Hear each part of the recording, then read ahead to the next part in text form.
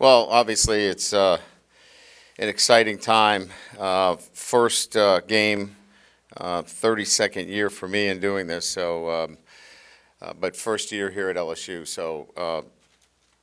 Really for me, taking an LSU football team into its first week of preparation for a game against a really good Florida State team is one that I think there's around the office there's a heightened sense of excitement. Everybody is anticipating a great week, and our preparation has been one where certainly you want to see the culmination of your team come together and play outstanding football.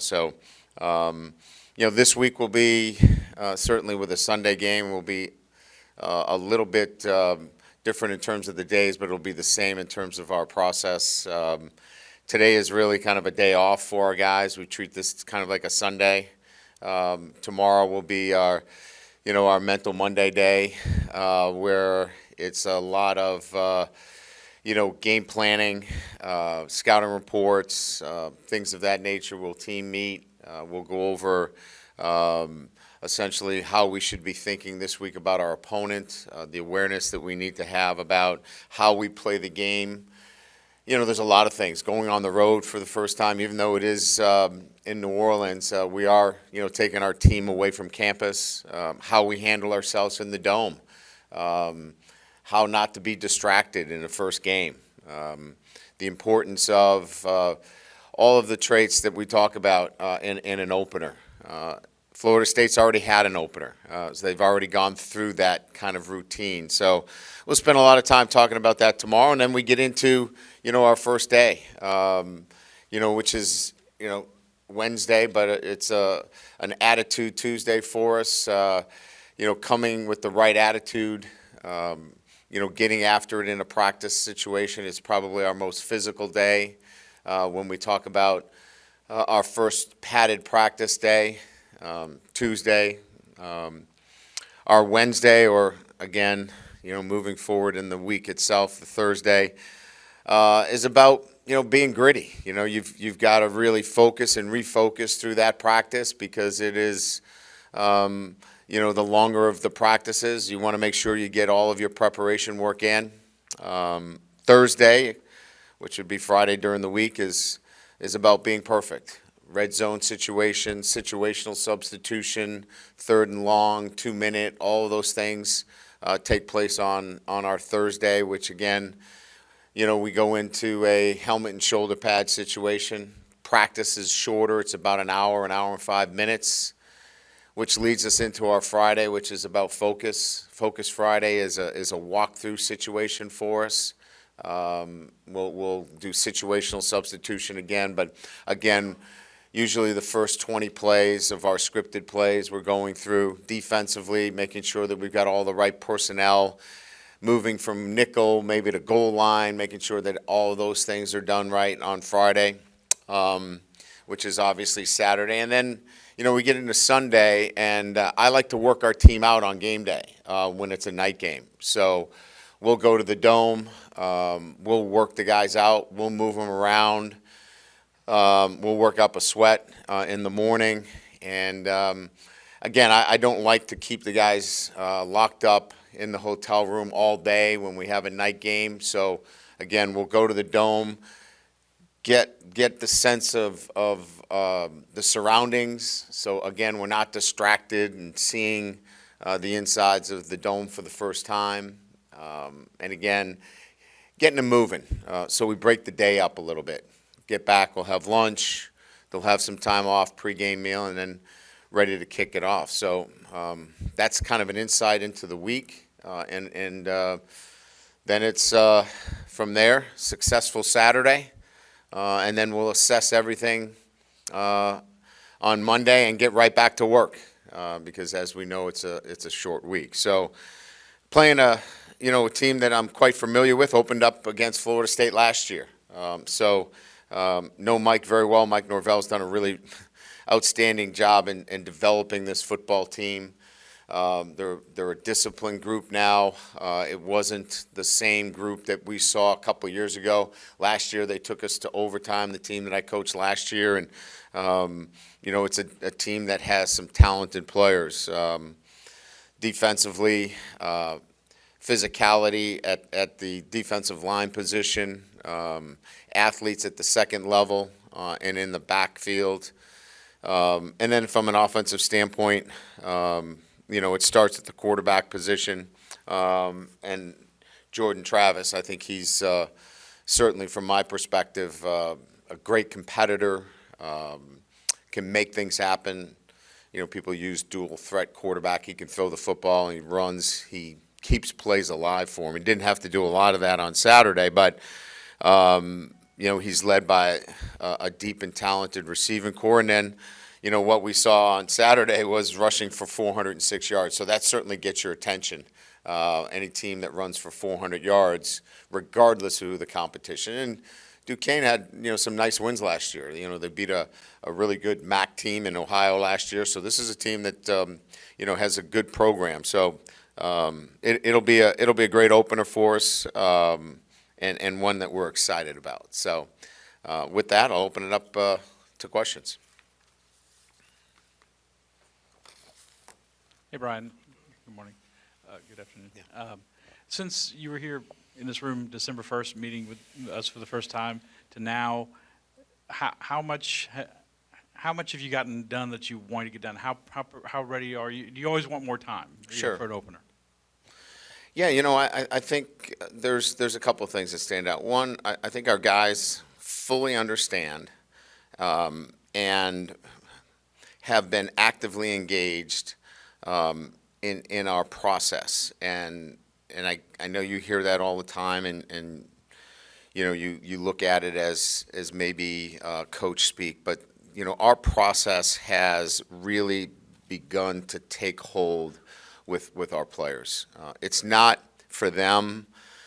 We're just throwing something against the wall and see what sticks. They know it's extremely intentional. Everything that we do, from checking their sleep patterns to what they put in their body to how we practice.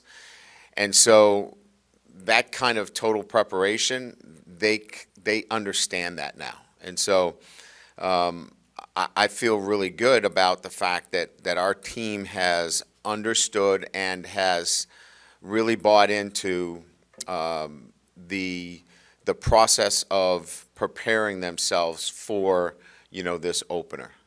There'll be other challenges along the way. We're going to have to stay in our zone. There's going to be some challenges and some ups and downs that we're going to have to handle. But I feel good about it based upon where we've come from since December. Hey, Coach, Brian Kelly right here in the middle. Yes, sir. Last Tuesday, you said the competition between Jaden Daniels and Garrett Nussmeier was really close. You possibly will come to a decision by the end of the week and maybe Monday. Yes. Do you have an update on the quarterback battle? Yeah, we have. We've made a decision, but I'm not going to announce it publicly. And again, this is for the certainly I think everybody here wants to know who the quarterback is. I get that, but I think it's a tactical advantage for us not to announce it. So I'm going to hold that announcement because I think it gives us a tactical advantage for not playing. Look, Florida State played a game. That's an advantage for them, having the opportunity to play. The advantage for us is that we haven't played. And so it doesn't help us to give up any of our cards in that sense. So we're going to hold on to that card until game day. Brian Wilson, Alexander from The Advocate. The status of John Emery at this point, is he going to miss the first two games? Is there any change in that? Yeah, so I've spoken on this before, and that, John's done everything that would allow him to be in good standing in the football program, but, I have things that are out of my control as it relates to who I can play, and that's not something that I can comment on. Coach Andre Champagne, KLSU. What do you think the key is going to be to stop Jordan Travis's run game? the key will be, obviously, playing great defense at all three levels, right? We just talked about their ability to run the football. If you can run the football that effectively, Jordan Travis can have a field day out there. So we've got to be able to stop the run first of all, and be effectively, stopping the run. I think that is going to limit Jordan Travis, and if we can force him to be predictable throwing the football, that's going to help us a lot. As it relates to him in particular, he's a guy that you obviously want to box the edges with. You want to keep him inside the pocket. Once he gets outside the edge of your defense, he's extremely elusive, and he can create havoc. So I think from a defensive game plan, it's pretty clear that we've got to do a really good job against the run, which makes him predictable within the offensive structure. And then individually himself, we've got to keep him inside the pocket. Coach, over here. On Saturday, we saw Malik Neighbors was dressed out but not doing any drills. What is his status? Yeah, he should be good. I think today is another recovery day. I would believe that probably tomorrow he'll begin drill work. We'll be in a light drill work. But when we get into our normal routine of practice, he'll be cleared to practice. He had an ankle sprain. Coach, right up the middle. Yes, sir. You said something about last week about not deciding on the quarterback, unsettling the offensive line. But both quarterbacks are similar, I would assume, in their preparation and your play calling. Is Yes. that an advantage in that we're not really splitting much up? Yeah, there's some great similarities between the two of them in terms of what they're able to do. They both run extremely well. They both can make plays outside the pocket, and certainly we don't have to change the play calling. There's not a dramatic difference between the two when it comes to play calling. So you can imagine that, when we're talking about both quarterbacks, this is a 1A and 1B. This is not a 1 and a 2. And both of them, obviously are going to contribute this year. Coach, are you comfortable naming Damian Ramos as your starting kicker or handling field goals, and then who will be handling kickoffs? Yeah, I think Damian Ramos is going to start at the field goal position and extra point. And I think we're still in the process of making a decision on kickoffs. It's extremely competitive there. We feel like that decision is probably going to be made here in the next 24 to 48 hours. Brody Miller with The Athletic. You've handled quite a few of these quarterback situations before. I guess what is your best strategy, I guess, for managing, say, whoever doesn't get the job, how to kind of keep them in the loop and engaged throughout the season? Well, I think in this instance, they're going to be, so engaged because they know how close they are to playing every snap. It's not going to be, put your helmet underneath the bench.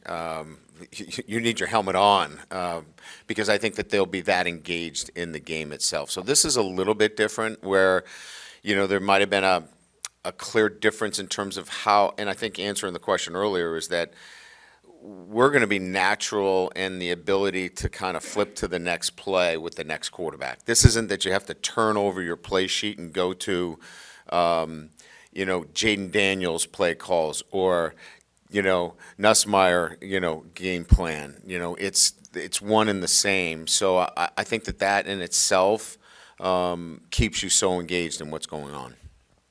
Brian, on your right in the middle. Matt Moscona, ESPN Baton Rouge. How does opening with Florida State a year ago help or assist in your game planning this week?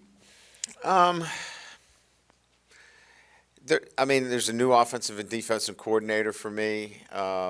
It's a whole new team. I don't know that it really helps as much as I can give and lend a little bit more, to our coordinators. I meet with our coordinators, daily, so I can give them a little bit of insight in terms of, what they're about and how they play the game and what they're looking to do on offense and defense. But that's about it. Other than that, this is a whole new operation for us relative to coordinators and the football team in itself. Scooter Hobbs, Lake Charles, American Press. How long have you known who the starting quarterback will be? How long have I known? Probably 48 hours. It's been that close. Yeah. And does it annoy you at all that Florida State got that tune-up game in? No, not necessarily. I think there's some pluses and minuses there. Like I said, I think we've got the advantages that they don't have any film on us. You've got a new head coach. You've got new coordinators. You know, that in itself, there's the uncertainty of them knowing what to expect. You know, so there is a bit of a trade-off there. Hey, Coach, Steve Schneider, WAFB. Continuity on the offensive line, obviously important every game, but for this first game, avoiding negative plays, whether it's penalties or missed assignments, put you second and third and long. All part of playing winning football, right? I mean, that's what, people ask me about, how do you feel about Saturdays? And, I enjoy Saturdays because my Mondays through Fridays are anxious because I worry about all the things that you just mentioned, right? And when I worry about those things, those are the things that we talk about every day in practice. And we stop practice if we see those things crop up, right? And then you just got to go play. And you hope that your preparation, not hope, but know that everything that you do from December on has addressed that. And that goes to winning. And so, yeah, all of those things are on my mind. But once you get to Saturday, you've got to go play and know that what you just mentioned, all those little things, they go to winning. And if you're doing that, you're in for a long day. Correct me if I'm wrong, but you said you were going to get the team to the Dome Sunday before kickoff? No, we're going to get there Saturday. Okay. We'll get there Saturday evening. We're going to stop for dinner on the way in. It's a normal walkthrough then? Yes, yeah, we'll stay there Saturday evening, and then Sunday we get up, we'll have breakfast, and then head over to the Dome. And then you don't bring them back? To the No, they hotel? come back to the hotel. Okay, so that's the first I've ever heard of that. Most teams do it in their ballrooms or whatever at the hotels. You're going to have a lot of night games here. Is that something that? Yes, you feel we'll like- work out. That's why I brought it up. I brought it up so you knew what our routine was. We will leave the hotel, we'll come to the stadium. Let's say it's, an evening game here. We'll leave the hotel, we'll come in, we'll work out in the stadium, and we'll go back to the hotel. Coach, over here to your right, Ed Daniels, WGNO New Orleans. Coach, are you a fan of these neutral site games, and will you encourage the university to have them as part of the menu moving forward? I think each one of them needs to be looked at, as a standalone. I think it's important to look at New Orleans as a site because of our fan base. I think we need to look at areas where we have strong fan bases and consider, those as neutral site games. I did them quite regularly where I was last year, and certainly the fan bases rallied around those. If we feel like those can sell out those venues and make it feel like a home game, you have to decide to give up a Tiger Stadium game. That's a hard thing to do, right? Because of, what this stadium does for a home field advantage. So that's a calculated decision, but going to New Orleans certainly makes sense to me. Over here, Brett Martell with AP out of New Orleans. When we first started practice, you remember you talked about how there wasn't a lot penciled in relative to, last 10 years in coaching. And I'm wondering now, if beyond quarterback, are there certain key starting rules, whether it be the offensive line or the secondary, that you would be comfortable discussing today and the rationale behind some of those decisions? Sure. I think that, the offensive line has been one that, the linchpin to the decision at the offensive line started and ended with the center position. Once we felt comfortable with Garrett Dellinger at the center position, everything else was able to fall into place. And when I say comfortable at the center position, the ability to call out fronts, the ability to feel comfortable snapping the ball, and then executing his technique. There's a lot going on there, and here's a guy who hadn't played the position. So, that's a big ask. Guy coming off of surgery, not active in the spring. He did an incredible job. To place all of that on him and be demanding. Some of you were at the practice. I was pretty demanding on him, and certainly required a lot of follow-up with him, spending time with him, making sure that he stayed confident in that, and he did that. Now, since that day, we were able to decide what was the best rotation in that regard. And we think Bradford at guard, and Frazier at guard, and Wire and Campbell at the tackle position gives us the best chance with those 5 guys. And so, Tremont Short's going to be in the mix. He'll get a chance to play. We're probably not in a position right now where 72 plays for the inside guys and the outside guys is feasible at this point. We're going to have to probably play 7 or 8 guys, but that's kind of one of those position groups that was penciled in that is now much more, solidified. Hey, Coach, Glenn West, Go 247. You guys have been mixing, receivers really in and out all fall. Just how many of those guys do you expect to really significantly contribute against Florida State on Sunday? Yeah, we're going to go deep into that rotation. Having Jack Besh back and being able to up his work volume and getting him running, to the level that he's capable without pain has really given us the kind of flexibility that we needed at that position. Now we can move around guys to get suitable matchups. We can move Kayshawn. We can move Malik. Lacey now can go to the field or play into the boundary. Brian Thomas gets to, get into a position where we can move him around a little bit as well. So Dre Jenkins, as I mentioned, has probably been as consistent as anybody that we've had. So it gives us really a nice rotation and keep guys fresh. And as I just mentioned, I think that's 7 guys right there. 7, 8 guys is what you're going to see playing for us at the receiver position. Hey, Coach, Matthew Bruni here. When you look at Florida State's defensive line, Cooper, Verse, McClendon, just what have you seen from that unit? Obviously, only one game from them. Yeah. I think first and foremost, watching them during the season, inside size, at the defensive tackle position, they're not a group that's getting moved off the football. And they rotate them in. They can go too deep, inside, out. They've got some new players playing off the edge. They lost some, talented edge players, but there's still athleticism on the edge. But I would say that it starts inside out with their defensive line, which allows the linebackers to run.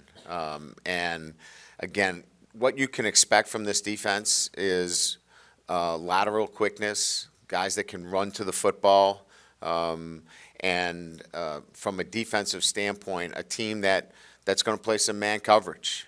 They do play a lot of quarters, but in their quarters, it becomes matchup man. So a team that has the athletes to match you up and the size to match up against what will be, for us, one of the big offensive lines inside out with our center and 2 guards that we've had here. Hey, Coach, to your right, Jacques Doucet, WAFB-TV. Coach is yelling and screaming on the sideline. That's nothing new. Fans enjoy that. It's part of the entertainment to a lot of them. I'm just curious, in your career, did you take a look at some point and say, maybe I need to dial some of this back, or my temperament or so forth, in terms of being an effective leader as a coach? Yeah, I think we all grow. I don't think if you don't look at yourself and find out what's the best way to lead and develop your players, then you're not going to be in this business very long. So, I have my moments like everybody else. My office happens to be on national TV, so I have to be aware of that. But you have to be able to communicate effectively with the men under your charge. And you have to be demanding, but you can't be demeaning at any time. And so, yeah, I think there has to be growth. You have to learn from your mistakes, and you have to build off of that during your career. You've been at some premier programs, and we all recall the alignment, word that you threw around so much. But football-wise, what luxury does the school, this team afford you that you're looking forward to exploiting, maybe a new one?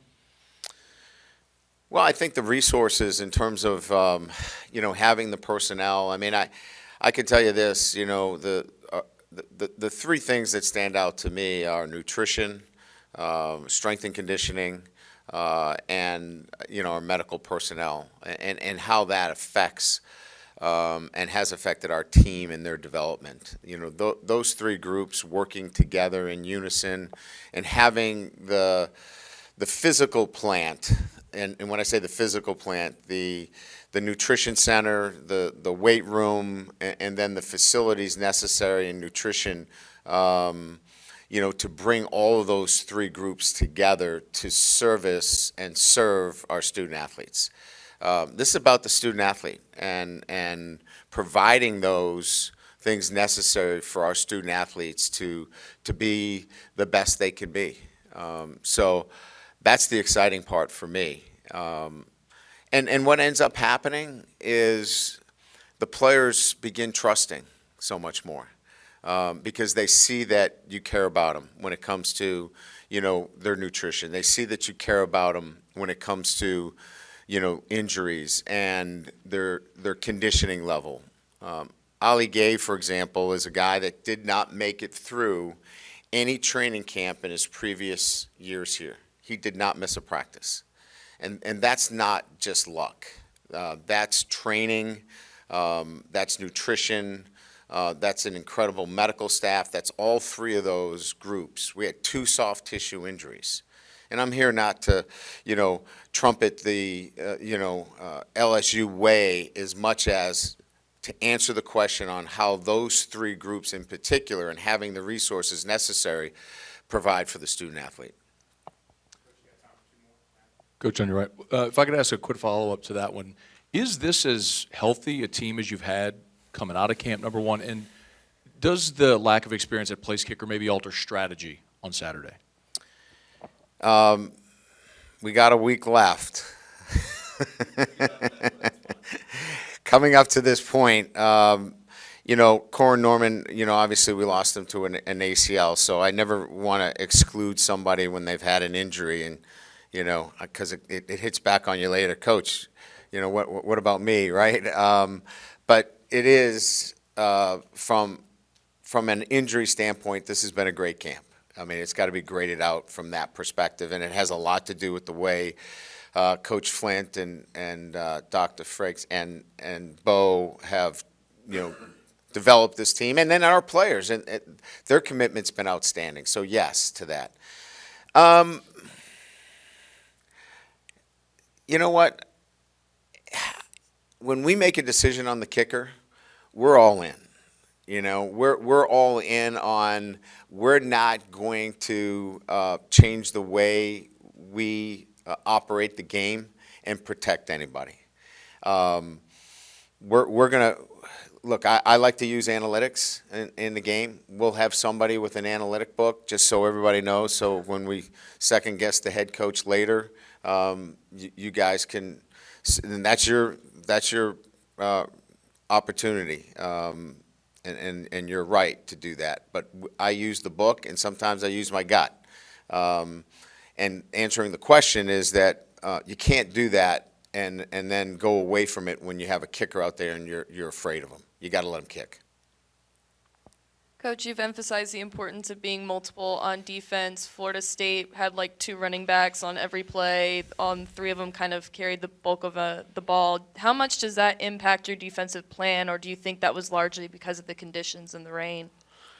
No, they've been a split back team. Mike's always liked to, even when he was at Memphis and even at Arizona State when he's the offensive coordinator, he likes to run split back. And look, the 3 backs are outstanding. You've got to get your best players on the field. So in that situation, 3 wides, he actually used, one of the tight ends and split them out. But that's his offensive structure. So that was not a surprise to us that he had 2 backs on the field. And it's a really good offense for them, and it's been effective. And, we were quite aware of it coming into the game. Great. All set. Thank you.